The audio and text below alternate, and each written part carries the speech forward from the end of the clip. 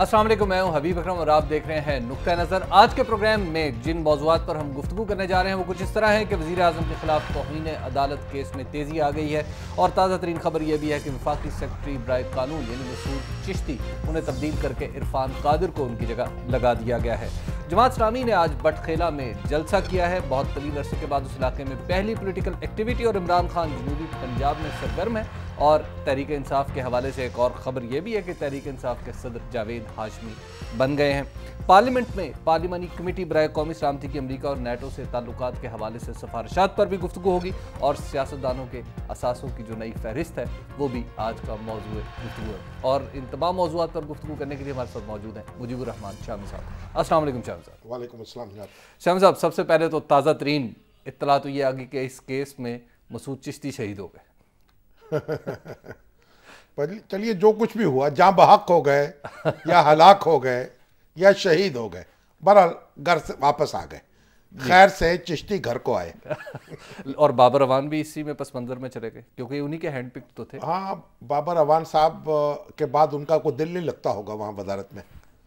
अच्छा शम्स साहब, अब ये बताइए कि अब जजेस पर एतराज़ है और बड़ा सवेर किस्म का उन्होंने एतराज़ अदम एतमाद वज़ीर आज़म ने पहले मीडिया में किया और फिर अदालत में आज एतजाज़ हसन भी उनकी दरख्वास्त लेके चले गए। नहीं, वो अदम एतमाद क्या है, देखिए बात यह है कि जिस जज की तौहीन हुई हो, वो जज मुकदमा नहीं सुनता तौहीन अदालत का, ठीक है ना, वो एक पार्टी बन जाता है ना एक। लेकिन इस मामले में जो नोटिस जारी किया है वजीर आजम को, वो उन जजों की तौहीन नहीं हुई जो बैठे हुए हैं। अच्छा, उस बेंच की तौहीन नहीं है ये, बल्कि ये जो सुप्रीम कोर्ट का एक फुल कोर्ट का फैसला है उसे ना मानने की पादाश में उनके खिलाफ कार्रवाई हो रही है। गोया पूरी सुप्रीम कोर्ट पे अदम एतमाद है, ठीक है ना। तो वो इसलिए ये कहना कि ये बेंच जो है इसको ना सुने, इसमें वजन नहीं पाया जाता, यानी वो कानून की दुरुस्त इंटरप्रिटेशन नहीं है, क्योंकि इन जजों की तौहीन नहीं हुई। ये जज तो सुप्रीम कोर्ट ने मुकर्रर किया ये कार्रवाई सुनने के लिए। और अब शामी साहब, कामरान जो हमारे रिपोर्टर हैं, कामरान खान इस्लामाबाद में जो सुप्रीम कोर्ट कवर करते हैं, वो हमारे साथ लाइन पे मौजूद हैं। अस्सलाम वालेकुम कामरान खान साहब। अस्सलाम वालेकुम जी। कामरान खान साहब, आप नुक्ता नज़र में हैं और बताइए आज के माहौल के बारे में। जी हबीब साहब, इसमें आज बड़ी दिलचस्प कार्रवाई हुई और इससे पहले जब वजीर आजम का जवाब सुप्रीम कोर्ट में आ चुका था, उसी तनाज़ुर में आज दोबारा एजाज हसन ने जजों पर एतराज़ भी किए और बल्कि जजों के साथ साथ आज तो उन्होंने अटॉर्नी जनरल पर भी एतराज़ कर दिया। उनका ये कहना था कि अटॉर्नी जनरल भी चूंकि वजीर आजम के मातहत है, इसलिए वजीर आजम के खिलाफ ही उन्हें इस्तगासा का वकील मुकर्रर करना, इस्तगासा का तकर्रुर करना, ये कवायद के खिलाफ वर्जी है। अटॉर्नी जनरल वजीर आजम के खिलाफ इस्तगासा का किरदार अदा नहीं कर सकते। तो आज एक ये नया इतराज जो है ये भी सामने आ गया है। और अभी जो शामी साहब बात कर रहे थे कि ये इसमें किसी जज के खिलाफ तौहीन नहीं हुई है, इसलिए ये जो एतजाज हसन का इतराज था ये वैलिड नहीं। मैं थोड़ा सा इसमें से जरा सा बता दूं कि एतजाज हसन ने किस बुनियाद पर यह कहा है कि ये जज जो बेंच ये सुन रहा है ये समाअत ना करे। उनका ये कहना है कि इस बेंच के कम से कम 5 अरकान ऐसे हैं जिन्होंने कि 10 जनवरी को एक हुक्मनामा सादिर किया, उसमें वजीर आजम के खिलाफ यकतरफा तौर पर यह कह दिया कि बादियों नजर में वजीर आजम बददियानत भी हैं, हो गए हैं और वो नाअहल भी हो सकते हैं, 5 साल की नाअहली भी हो सकती है और हमेशा के लिए भी नाअहल हो सकते हैं। इस तनाजुर में एतजाज हसन का यह कहना है कि चूंकि यकतरफा तौर पर पहले वजीर आजम के खिलाफ ये जज साहिबान अपनी राय कायम कर चुके हैं, मुखालफाना राय, इसलिए अब इस मौके पर ट्रायल की स्टेज पर ये जज जो हैं अपनी उस पहले वाली सोच से इख्तिलाफ करना इनके लिए बहुत मुश्किल होगा। इस मौके पर इंसाफ करना, इंसाफ की तवक्का इसलिए मैं नहीं रख रहा इनसे, ये उनका मौक़िफ़ था। तो अब बात वैसे सही है कि ये 5-7 रुकनी ये बेंच है। इससे पहले इंट्रा कोर्ट की अपील जो दीगर जजों ने सुनी वो 8 जज थे, तो इस तरह से 15 जजों पर एतराज हो गया। तो आज यही एतजाज हसन से पूछा गया कि अगर 15 जजों पर एतराज है तो सुप्रीम कोर्ट में टोटल 16 जज हैं, आपका मुकदमा कौन सुनेगा जी। तो बहरहाल इसका फैसला अभी होना है। और एक चीज हबीब साहब मैं और बता दूं कि उन्होंने ऑप्शन नंबर 6 की बात की थी। एतजाज हसन का यह कहना था कि यह मामला पार्लियामेंट को रेफर कर दिया जाए और ऑप्शन नंबर 6 में भी अदालत ने पहले यही कहा था। लेकिन आज इसकी क्लैरिफिकेशन की है अदालत ने। उनका ये कहना है कि ऑप्शन नंबर 6 में हमने ये कहा है कि जब अगर कोई मुजरिम साबित हो जाएगा तो उसको सजा देने का मामला जो है वो हम पार्लियामेंट को रेफर करेंगे। जस्टिस आसिफ सईद खोसा ने बरमला ये कहा कि अगर आज वजीर आजम अपना इतराफ जुर्म कर लें तो हम उनका मामला पार्लियामेंट को आज ही भेज देंगे जी। तो ये आज की कार्रवाई थी और इस कार्रवाई से एक बात जरूर वाज़ेह हो गई है कि अब इन जज साहिबान में से कम कोई रिक्यूज नहीं करेगा, यानी कोई बेंच से अलहदा नहीं होगा। बज़ाहिर आज की कार्रवाई से ऐसा ही लगता है जी। ठीक शामिल साहब, अब ये सूरत हाल जो कामरान बता रहे हैं ये तो वो अगेन फिर वही वाली कैफियत नहीं बनती जा रही तसादुम की सी? देखिए बात ये है जी, अब डे टू डे कार्रवाई होगी। ठीक है, जब आप किसी जज पर या किसी बेंच पर एतराज करते हैं तो बेंच ही ने फैसला करना होता है कि वो उस एतराज को दरखोरे इतना समझे या ना समझे। अच्छा, ये अदालती रवायत है, यानी ये फैसला इसके खिलाफ जैसे पहले अपील में गए तो उसमें नहीं जा सकते। देखिए बात ये, अपील में तो हर जगह जा सकते हैं क्योंकि इत्तेदाद एहसन साहब की शोहरत ये है कि वो मुकदमे को लटकाने के बादशाह। अगर उनकी पूरी तारीख आप पढ़ लें और उन्हें जो सियासी मुकदमात किए हैं वो उनकी आदत है कि वो कभी फैसला होने ना दे। और पाकिस्तान की वफाकी अदालत जो है सुप्रीम कोर्ट, ये तमाशा उसमें होता है कि यहाँ 10-10 दिन, 20-20 दिन, 25-25 दिन, एक महीना लोग दलाइल दे सकते हैं। आप अगर अमेरिका की सुप्रीम कोर्ट को देख लें तो वहाँ तो आधा घंटा कहा जाता है कि आप आर्गू करें केस, आधे घंटे के लिए। तो दुनिया में अदालतें टाइम मुकर्रर करती हैं। वकीलों को जितनी आज़ादी हमारी अदालतों में हासिल है ये अनप्रेसिडेंटेड है, एक बात। दूसरी बात यह है कि इत्तेदाद साहब जो फरमा रहे हैं, इस बेंच ने वजीर आजम के खिलाफ बदाते खुद कार्रवाई नहीं कि मैं उसी पे कायम हूँ। पहले बेंच ने भी और इस बेंच ने भी। ये तो सुप्रीम कोर्ट ने जो इनको हदायत की थी कि हमारा हुक्म ना मानने की पादाश में जो बज़ाहिर वजीर आजम तौहीन अदालत के मुर्तकब हुए हैं, आप उस पर कार्रवाई करें और ये हुक्म नाफिज करवाएं, इस पर अमल करवाएं। तो ये उसी को लेके आगे बढ़ रहे हैं। और इत्तेदाद साहब तो अब मीडिया से भी बड़े नाला नजर आते हैं। बिल्कुल, उन्होंने उम्र भर मीडिया को इस्तेमाल किया है, मीडिया में अपने मुकदमात जो हैं उनकी तफसील पेश की है। पहली बार यह है कि मीडिया उनको अपने खिलाफ महसूस हो रहा है। हालांकि देखिए, जहां तक तो वो वकील हैं, उनको हक हासिल है अपने क्लाइंट के बारे में जो कुछ कहें, जो मौक़िफ़ भी इख्तियार करें, इस पर तो एतराज़ नहीं किया जा सकता। लेकिन फैसला तो बहरहाल अदालत ने करना है। इत्तेदाद एहसन साहब जो भी हैं वकील हैं, जज नहीं है। अच्छा शामिल साहब, इत्तेदाद एहसन अब जजेस से मुतल्लिक जो तकर्री की कमेटी है, पार्लियामानी कमेटी, उसके मेंबर भी हो गए, सेनेटर हुए और उसके बाद अब यहाँ पे आ गए। ये भी एक मैसेज नहीं है? देखिए मैसेज क्या, इन जजों में से किसी का तकर्रुर होना नहीं है, लेकिन आइंदा तो होना है। नहीं, तकर्रुर आइंदा होगा, देखी जाएगी उस वक्त। देखिए, और उसमें भी वीटो नहीं है पार्लियामानी कमेटी के पास। अव्वलन तो यानी इत्तेदाद एहसन साहब को खुद ही अलग हो जाना चाहिए। जो वकील प्रैक्टिसिंग वकील हो ना, जी बिल्कुल, उसको पार्लियामानी कमेटी में बैठना ही नहीं चाहिए। ये कोई अच्छी रवायत ही नहीं है। अगरचे कानूनी और आईनी तौर पर तो आप ये नहीं कर सकते। वहाँ तो जनाब जनरल ज़ियाउल हक के दौर में भी और बाद में भी शरीफुद्दीन पीरज़ादा साहब वो वजीर कानून भी थे, अटॉर्नी जनरल भी थे। अच्छा, और प्राइवेट क्लाइंट से फीस लेकर अदालत में पेश भी होते थे। वाह। तो जज उस जमाने के जो तमाशे हैं, अगर कोई उस पर पीएचडी करे ना तो वो कर सकता है, जो रिसर्च करे कि जजों को किस किस तरीके से उन्होंने जज किया और किस तरीके से पाकिस्तान के अदालती निज़ाम का मजाक उड़ाया। ये शरीफुद्दीन पीरज़ादा की जो वकालत है, यानी प्राइवेट वकील के तौर पर भी पेश हो रहे हैं और वजीर कानून भी हैं, अटॉर्नी जनरल। और आज फिर सूरत हाल वही तकरीबन बनती नहीं, अब तो वो सूरत हाल नहीं है। अल्लाह के फजल से वैसी सूरत हाल तो बिल्कुल नहीं होगी, क्योंकि ना वो जज हैं और ना वो वकील हैं।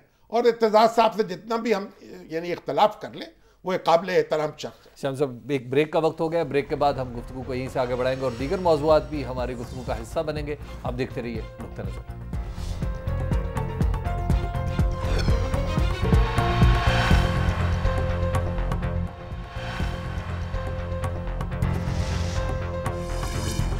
नुक्ता नज़र में एक बार फिर खुश आमदीद। शामिल साहब, बटखेला में जमात इस्लामी ने जलसा किया और आज मैं देख रहा था खासा बड़ा जलसा कर लिया उन्होंने। वहाँ पे इतने अरसे के बाद उस इलाके में दोबारा पॉलिटिकल एक्टिविटी शुरू हुई। देखिए, जो पख्तूनख्वा है ना, इसमें जमात इस्लामी की एक बड़ी ताकत है। ठीक है। और जमीयतुल उलमा इस्लाम और जमात इस्लामी दो बड़ी पार्टियां थी एमएमए की, और सुबह पख्तूनख्वा में तो आप समझे इन्हीं का ये इत्तेहाद था। जी बिल्कुल ठीक है। और इन्होंने मिलकर कामयाबी हासिल की थी और हुकूमत बनाई थी। बिल्कुल ठीक है। बाद में इनके ताल्लुकात जो हैं वो खुशगवार नहीं रहे। काजी हुसैन अहमद साहब और मौलाना फजलुर रहमान साहब दूर हो गए एक दूसरे के। हाँ। काजी साहब ज़रा मिजाज और है, वो एजिटेशनल मूड में रहते हैं और बहुत कुछ करके दिखाना चाहते हैं बहुत थोड़े वक्त में। और मौलाना फजलुर रहमान पार्लिमानी सियासत के खूगर हैं और हुकूमत के मूड में रहते हैं, जोड़ तोड़ मामला। वो अपनी देखिए उनकी नज़र होती है अपनी सियासत पर। अच्छा, जैसे वो हमारे कहते हैं ना कि वो बनिया जो था वो कब्र में गया तो फरिश्ते आ गए, उन्होंने कहा दोज़ख में जाओगे कि जन्नत में? उन्होंने कहा बाबा जहाँ 4 पैसे का फायदा वहां बजवा दो। तो देखिए जो प्रैग्मेटिक पॉलिटिशियन होता है ना जी, वो अपनी जमात के मुफाद पे नजर रखता है, अपने मुफाद पे नजर रखता है, अपनी सियासत पे नजर रखता है, वो ज्यादा नजरियाती बहसों पे नहीं जाता। तो काजी साहब जो हैं उनकी तो दुनिया में पूरा यानी समरकंद और बुखारा तक और न्यूयॉर्क तक उनकी नजर होती है। तो उनके और उनके दरमियान इख्तलाफ पैदा हो गया जी। अब इस वक्त जमात इस्लामी जो है वो करीब महसूस हो रही है इमरान खान के और तहरीक इंसाफ के। ठीक है। क्योंकि तहरीक इंसाफ जो है वो भी वहां पॉपुलरिटी के एतबार से पख्तूनख्वा में नंबर 1 पर है, बिल्कुल मोर देन 40%, जो गैलप सर्वे है उसके मुताबिक। और इसी तरह से जमीयतुल उलमा इस्लाम की एक अपनी ताकत है और नवाज शरीफ की मुस्लिम लीग जो है उसकी एक अपनी ताकत है। तो अब नजर यूं आ रहा है कि मौलाना फजलुर रहमान और मुस्लिम लीग नून एक दूसरे के करीब आ रहे हैं। अच्छा, मुस्लिम लीग नून ज्यादा प्रैग्मेटिक हो गई है। हाँ, मौलाना यानी वो लगता यह है कि ये एक वो इकट्ठे इलेक्शन लड़ सकते हैं और वहां की मुस्लिम लीग भी एक हो सकती है। यानी एमएमए का रिवाइवल की बजाय इत्तेहाद की नई शक्लें नजर आ रहा है। क्योंकि जमात इस्लामी में और जमीयतुल उलमा इस्लाम में अभी तक मामला तय नहीं हो रहा। वो कहते हैं 50-50 नशिस्तें हों। ये भी बात हो रही है कि भाई वजीर आला इस वक्त जो है जमात इस्लामी का हो, बहुत से मुतालबात हैं, लेकिन अभी तक दोनों में मसालियत नहीं हुई। अगर तो मसालियत हो जाए फिर तो ये फैसला कुन किरदार अदा कर सकते हैं। फिर तो सीधी सीधी हाँ, पार्टी गवर्नमेंट ले बना लेगी। इमरान खान भी अगर साथ मिल जाए तो फिर तो यकीनी बात है। अब अगर इमरान खान और जमात इस्लामी मिलते हैं तो बड़ी ताकत बन जाएंगे। मुस्लिम लीग नून और जमीयतुल उलमा इस्लाम भी एक बड़ी ताकत बन सकते हैं।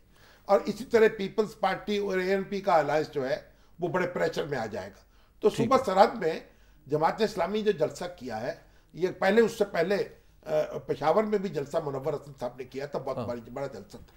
तो ये एक जलसों की सियासत में वहां तो जमात इस्लामी तुर्की बेतुर्की है। यानी गोया 2013 का जो गवर्नमेंट का सेटअप है उसमें ये दो इंपॉर्टेंट लोग नजर आ रहे हैं। हाँ, नजर आ रहे हैं। आप देखिए ये जो विकी लीक्स हैं उनको आप देखें, उनमें एक जो हमारे कोर कमांडर थे ना पेशावर के जी, उन्होंने एक अमेरिकन डिप्लोमेट से बात की थी और एमएमए के बारे में बड़ी नाराजगी का इजहार किया था। उन्होंने कहा अब हम इस तरह की इजाजत नहीं दे सकते। अच्छा, तो गोया इससे मालूम होता है कि जो एमएमए के दरमियान इख्तलाफ पैदा हुआ, कुछ उसमें बारीक काम भी हुआ है। आईजेआई की तरह जो वर्गलाहट जो है ना, दोनों तरफ हुई है, कुछ ना कुछ हुई है, तो उसको तोड़ा गया है। देखिए जब इत्तेहाद कायम होता है, वोट इकट्ठे हो जाते हैं आईजीआई की तरह। आईजीआई को आप यूं समझे कि आईजीआई ने इकट्ठे वोट कर दिए भुट्टो मुखालिफिन के और कामयाबी हासिल कर ली। एमएमए में तब तफरीक पैदा हुई, एमएमए टूटी तो वोट मुंतशिर हो गए और जमात इस्लामी ने तो बाइकाट कर दिया। तो फिर यह है कि हुकूमत बन गई एएनपी की और पीपल्स पार्टी की। लेकिन वो शाम साहब आप जो बता रहे हैं कोर कमांडर वाली ये बात, अशफाक परवेज कहने तो कहते हैं फौज निकल गई है। ये पुरानी बात है। अच्छा, ये पुरानी बात, ये तो मुशर्रफ साहब के दौर की है। आप अशफाक परवेज कियानी साहब का दौर मुशर्रफ साहब के बाद शुरू हुआ है। जी ठीक है। अभी हमने बात करनी है शाम साहब, इमरान खान जनूबी पंजाब में बड़े सरगर्म है और उनके जलसे में भी बड़ी सरगर्मी देखी जा रही है। तो बहुत हो रहे हैं उनके, लेकिन अभी ब्रेक का वक्त हो गया। ये गुफ्तगू हम करेंगे ब्रेक के बाद। आप देखते रहिए नुक्ता नजर।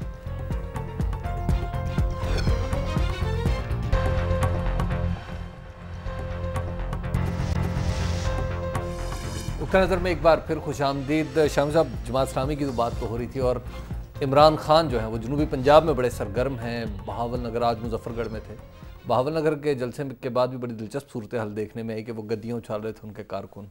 तो खुर्शीद कसूरी साहब वहाँ भी पहुँच गए थे। यानी ये जो कसूर से कल्चर इजाद हुआ है ना जी, कुर्सियाँ उठा के ले जाने का, वहाँ वो गद्दियाँ और वो जो कुशन है वो उठाने शुरू कर दिए। ये इमरान खान साहब सुनामी जो लेके आ रहे हैं, ये अपने वर्कर्स को कोई थोड़ा बहुत सलीका और तमीज़ सिखाए। देखिए सियासी जमातें जो हैं उन पर यह भी लाजिम है कि अपने वर्कर्स की तरबियत करें। ये पाकिस्तान में जो हड़बोंग है ना, उसका नाम सियासत रख दिया। जो आदमी उठता है वो कोई बस जला देता है, कोई दुकान लूट लेता है, कोई पूछता नहीं है। सीसीटीवी वो जो कैमरे हैं सीसीटीवी के, वो उनमें सारे मंजर कलम बंद होते हैं, कोई पूछा नहीं जाता। फायरिंग होती है। अभी मुस्लिम लीग के जलसे में आप देखिए मुल्तान में क्या हुआ, फायरिंग हुई। और उन्होंने कहा वो जो MNA इलेक्ट हुए हैं ना, उन्होंने कहा पता नहीं कौन लोग आके हमारे यहाँ फायरिंग कर गए। मतलब इनके यहाँ पता नहीं कौन लोग आके इनका जलसा में ये गड़बड़ कर जाते। जो लोग जलसे करते हैं उनको जिम्मेदारी कबूल करनी चाहिए, और ये जो फायरिंग है, ये जो लूट मार है, इसके सख्ती से इनके खिलाफ कार्रवाई करनी चाहिए। क्या करें कार्रवाई, कितने लोगों के खिलाफ करें? और ये जो सियासी जमातें अपने कारकुनों को तरबियत करें। सुनामी तो आते आते आएगा भाई। ये देखिए अगर वर्कर्स जो हैं वो हड़बोंग होगी, वो डिसिप्लिन नहीं होंगे, तो इख्तिदार में आकर भी क्या करेंगे। अच्छा शाम साहब, जुनूबी ये वैसे कुछ पीपल्स पार्टी के कल्चर के करीब करीब चीजें नहीं? हाँ, लगता यह है कि वो पीपल्स पार्टी का कल्चर तो माशाल्लाह आप भी वही है कि आप रमजान में जाएं तो रोजे से पहले ही इफ्तारी हो जाती है। आप देखें किस तरह। और अब तो आप देखिए 5 स्टार होटल्स में भी जाते हैं ना, बड़े बड़े लोग खाने पर इस तरह टूटते हैं जिस तरह कुत्ते टूट रहे होते हैं। मैं तो बड़ा हैरान हो जाता हूँ, हमारी कौम को हुआ क्या है। ये बदतमीज होती जा रही है, बदतहजीब होती जा रही है। तो सियासी जमातों का, मजहबी रहनुमाओं का फर्ज है लोगों को खाने के आदाब सिखाएं, सुनने के आदाब सिखाएं, बैठने के आदाब सिखाएं। इसमें ये ऑर्गेनाइज करें लोगों को, या कुर्सियों को और गद्दियों को जंजीरें डाल दें। उनको जंजीरें डाल, कुछ तो करें ना। हाँ, इन्हीं को जंजीरें डालें अपने कारकुनों को। अच्छा शाम साहब, तहरीक इंसाफ के हवाले से जावेद हाशमी का सदर बनना एक बड़ा ब्रेक थ्रू है, जावेद हाशमी के लिए ज़ाती तौर पे भी, तहरीक इंसाफ के लिए भी। अब ये बताइए इसकी इनसाइड स्टोरी क्या है? जावेद हाशमी साहब वाई सदर तो वो मुस्लिम लीग नून के भी हुए थे कुछ अरसे के लिए, फिर जेल चले गए जी, और फिर वो जब नवाज शरीफ साहब वापस आए तो फिर वो वहीं आ गए जहाँ से चले थे जी। ठीक है, अब वो तहरीक इंसाफ में उनको सदर बनाया गया तो बड़ी अच्छी बात है। एक अच्छे वर्कर के तौर पे देखिए, एक नेक नाम और अच्छे सियासतदान के तौर पे उनको याद किया जाता है। और अभी ये जो यूनुस हबीब का किस्सा हुआ, तो उन्होंने वो पुराने खत भी एक प्रेस कॉन्फ्रेंस में पेश कर दिए यूसुफ एडवोकेट के, और एक रसीद भी जारी की है कि उन्होंने बताई है कि ये रसीद लिख के दी है पैसे वापसी की। तो मैंने पहले भी आपसे अर्ज किया था, मैं उस वक्त का जानता हूं कि यूसुफ एडवोकेट जो है उन्होंने जावेद हाशमी के साथ मिलकर एक कारोबार किया था और कहा था ये मेरे पैसे हैं। अब मेरे पास भी वो आए थे, तनाज़ा पैदा हुआ था कि आप सालिस बन जाए। तो मैंने कहा सालिसी दोनों फरीक माने तो मैं सालिस बनने को तैयार हूं। तो वो दोनों फरीक नहीं माने तो मैं सालिस नहीं बना।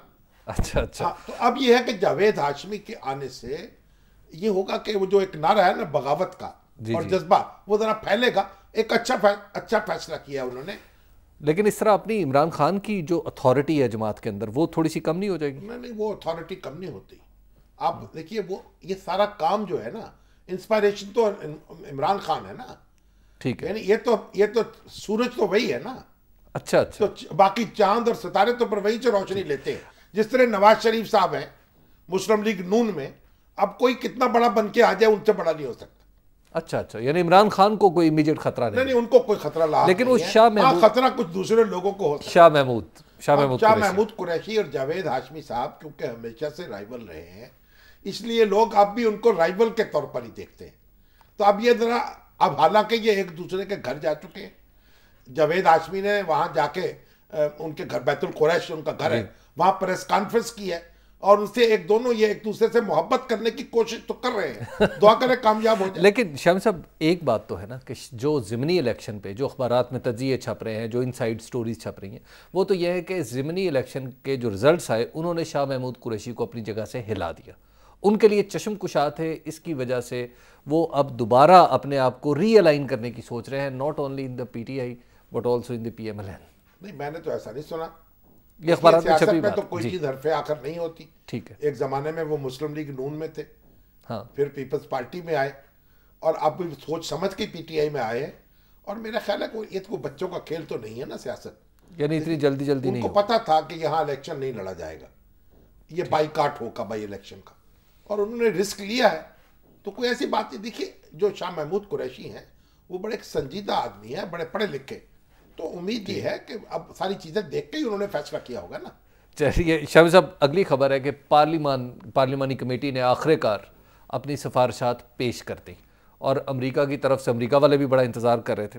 शामी साहब, ये अब इन सिफारिशात पर अमल दरामद कौन कराएगा? देखिए बात यह है, पहले तो ये सिफारिशात पाकिस्तान की तारीख में पहली बार हुआ है ये कि फॉरेन पॉलिसी इस तरीके से डिस्कस हो रही है। इससे पहले कभी नहीं हुई, यानी पार्लियामेंट में इस तरीके से कभी डिस्कस नहीं हुई कि आपने उसकी बुनियाद रखनी हो, उसकी कोई तरतीब देनी हो। मुख्तलिफ इशूज ज़ेर बहस रहे, डिबेट्स भी हुई, लेकिन इस तरह नहीं हुई। और पाकिस्तान जो है, जब उसने बुनियादी नौयत के फैसले किए उस वक्त पार्लियामेंट ही मौजूद नहीं थी। अच्छा। जब सीटों और सेंटों में शामिल हुआ पाकिस्तान, जी तो बिल्कुल, उस वक्त तो एक इंटरिम गवर्नमेंट थी, मोहम्मद अली बोगरा वजीर आजम थे। अच्छा, और उन्होंने ये बुनियादी नौयत के नहीं, फैसले कर लिए। सर जफरुल्लाह खान वजीर खारजा थे, वो मनीला गए हुए थे, वहां वो सीटों के अंदर शामिल होने का फैसला कराए। कैबिनेट ने भी अप्रूव नहीं किया था उसको, अच्छा, बाद में कैबिनेट ने उसकी मंजूरी दी। उस वक्त जो लोग फैसले कर रहे थे वो थे डिफेंस सेक्रेटरी सिकंदर मिर्जा और army chief, commander in chief जो थे अयूब खान। ठीक है। और यही पत्ते फेंक रहे थे, पत्ते लगा रहे थे। तो उसके पार्लियामेंट तो थी नहीं, उसको क्या खबर होनी थी। और हम एक इत्तेहादी हो गए अमेरिका के। ठीक है, अच्छे हुए या बुरे हुए ये अलग बात है। और देखिए अमेरिका से जब हमारी रिलेशनशिप का आगाज हुआ तो लियाकत अली खान वहां गए ना अमेरिका। जी बिल्कुल, तो आपको याद है किस तमतराक से गए? जी लंदन से खुद अपना तैयारा भेजा, ट्रू मैन सदर थे अमेरिका के, उन्होंने लियाकत अली खान को लेने के लिए। और लियाकत अली खान जब एयरपोर्ट पे उतरे हैं तो प्रेसिडेंट ट्रू मैन पूरी कैबिनेट के साथ उनके इस्तकबाल के लिए मौजूद थे। अच्छा, अनप्रेसिडेंटेड सदर अमेरिका पूरी काबीना के साथ लियाकत अली खान का और उनकी बेगम का इस्तकबाल करने के लिए मौजूद था। और उन्होंने वहां दौरा किया, बड़ा लंबा और बड़ा पाकिस्तान का पैगाम दिया कि वो आजाद दुनिया के साथ रहेगा। लेकिन अलायंस नहीं बनाया, अलायंस बाद में बना, और बना उस वक्त जबकि पाकिस्तान में कोई मुंतखब हुकूमत नहीं थी। शम साहब, जीएचक्यू मान लेगा इस पॉलिसी को? जीएचक्यू को मान ले, वो तो बार बार कहते हैं। जीएचक्यू के बारे में हमें कोई शुबा है, वो बार बार कह रहे हैं कि पार्लियामेंट ये अपनी पार्लियामेंट बनाए खारजा पॉलिसी। क्योंकि 64 साल तो वही बनाते रहे ना, अब जरा डर लगता है। 64 साल तो उन्होंने नहीं बनाई, लेकिन यह है कि बहुत अरसे तक बनाई है। और ये देखिए खारजा पॉलिसी कोई ऐसी चीज नहीं है जिसे एक दिन में बना दें और एक दिन में बिगाड़ दें। ये तो एक लंबा सलसल है। आप इसको बदलना भी चाहें तो यू टर्न लेना बहुत मुश्किल होता है, और लेते हैं तो सूरत हाल जो है काबू से निकल जाती है। शम साहब, एक ब्रेक का वक्त हो गया है। ब्रेक पर जाने से पहले मैं आपको अपना फ़ोन नंबर बता दूं, 0423636810 पर आप हमें कॉल भी कर सकते हैं। आपके सवालात हमारे प्रोग्राम का हिस्सा होंगे। देखते रहिए नुक्ता नज़र।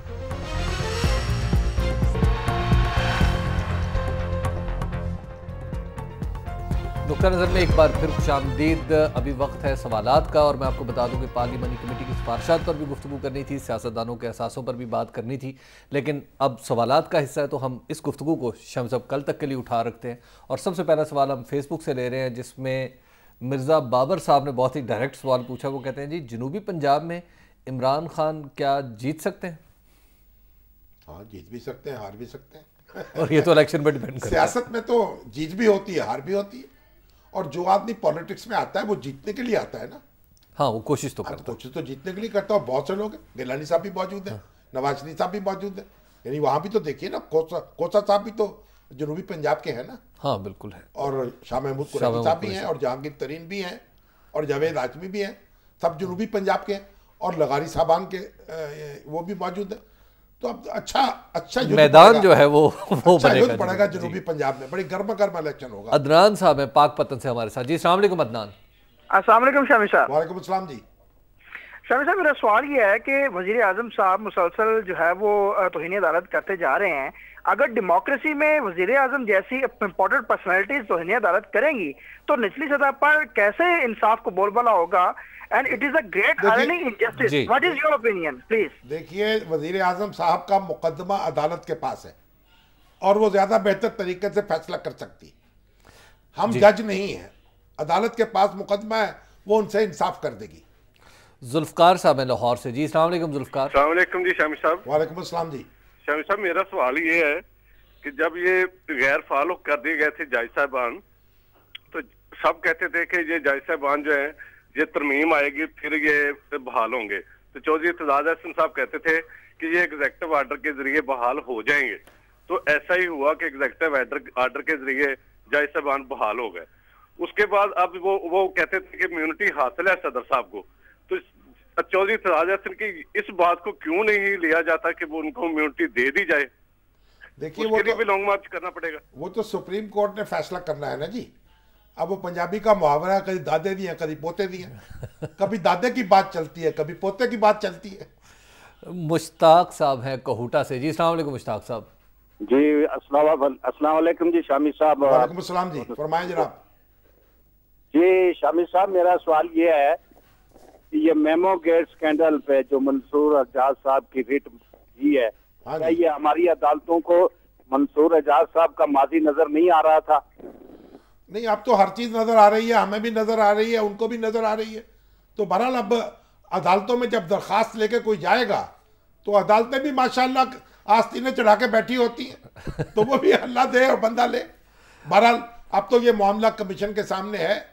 अदालतें तो इतनी सेंसिटिव है, आज आपको पता है कि एसएचओ को मुस्कुराने पे अंदर कर दिया गया। अच्छा जी, एसएचओ गलत जगह मुस्कुराया होगा ना, क्योंकि अदालत के सामने मुस्कुराया होगा, बल्कि अदालत पर मुस्कुराया होगा। असमतुल्लाह साहब है सऊदी अरब से। जी अस्सलाम वालेकुम असमतुल्लाह साहब। जी अस्सलाम वालेकुम हबीब साहब और शामी साहब। फरमाएं जनाब। शामी साहब, खुशखबरी ये है कि ये 1 अप्रैल से ये पेट्रोलियम की मसनूआत 7 रुपए लीटर तक बढ़ाई जा रही है, बिजली की कीमतों में 7 रुपए यूनिट तक इजाफा हो रहा है। मैं सिर्फ मालूमात के लिए पूछना चाह रहा था कि कोई एक रिलीफ आप बता सकते हैं जो इस गवर्नमेंट ने पिछले 4 सालों में आम आदमी को दिया हो? ये तो बिल्कुल आपकी बात दुरुस्त है। आप सऊदी अरब में बैठे हैं, तेल के चश्मे और सरचश्मे आपके पास हैं, आप तेल से बिजली पैदा कर रहे हैं।